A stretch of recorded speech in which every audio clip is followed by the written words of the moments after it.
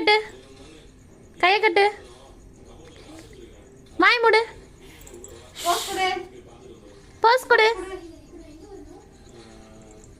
Good girl தானப்பா நீ. Good night சொல்லு, வணக்கம் சொல்லு. வாய் அது, அது நாக்கு. கண்ணது. பூனை எப்படி கத்தும்? கண்ணா. சரி, பூனை எப்படி கத்தும்?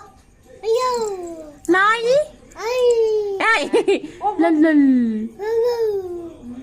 அப்புறம் ஹரணிய கூப்பிடணும் உடனே. மாடு.